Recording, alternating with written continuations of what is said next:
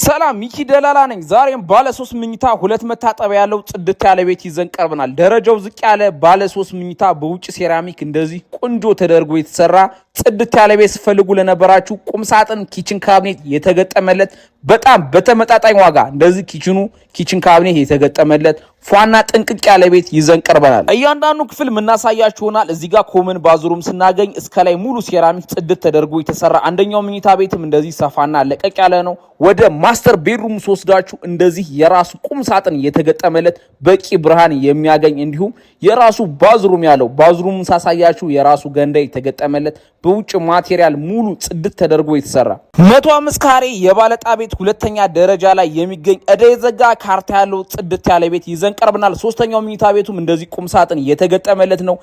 ሰላም ቤተሰብ፣ ዛሬ ደግሞ በጣም በቅናሽ ዋጋ ባለ ሁለት መኝታ ኪችን ካቢኔት ቁም ሳጥን የተገጠመለት ፕላስ የሰራተኛ ሩም ይወጣለት ጽድት ያለ ቤት ይዘን ቀርበናል።